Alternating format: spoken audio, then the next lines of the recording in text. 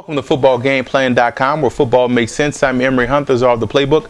Bring you a Week 3 NFL matchup between the Oakland Raiders and the Arizona Cardinals. Now, Oakland comes to this game after making a switch at quarterback to provide a spark.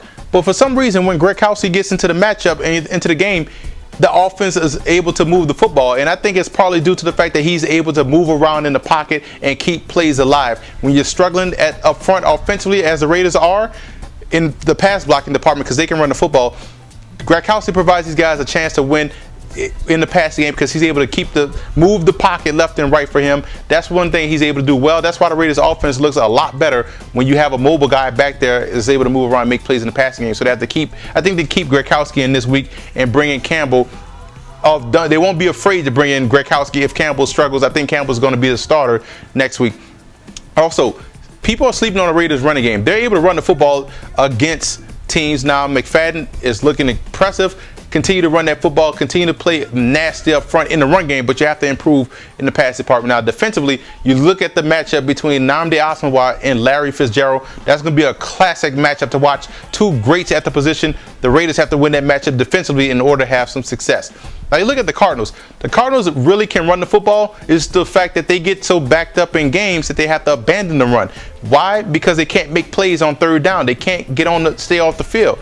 They stay on the field. Offensively, they have to be able to convert those third downs. Falcons were able to beat these guys up on first and second and force them into those third and long situations where they weren't even able to convert. So that has to improve dramatically on offense. And Derek Anderson has to get these other guys involved in the offense. You have to get Breston involved. You have to get Doucette involved. You have to get all your targets involved in the passing game, because with the Raiders right now, you're playing a lockdown corner in Asomugha. So that's something you have to make an emphasis for this week. Now, defensively, what you have to do is turn up the pressure on the Raiders' O-line. Those tackles are struggling right now. Mario Henderson is like a turnstile right there at tackle. So you have to get that pressure on the Raiders' QBs, whoever's going to be back there. You know, if Campbell's back there, you'll be able to hit him. He holds the football a little bit too long.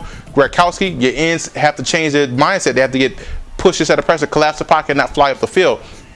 But I'm going with Oakland. Oakland looked balanced in the second half of that game against the Rams because Gronkowski was in the game. They were able to move the football around in the passing game, and McFadden is able to run the football. The Cardinals gave up a lot of yards to Snelling last week, so that's something that's going to be a close eye to keep a close eye on. That run defense for the Cardinals. Raiders can run the football. They can operate off play action because that's going to neutralize the pressure.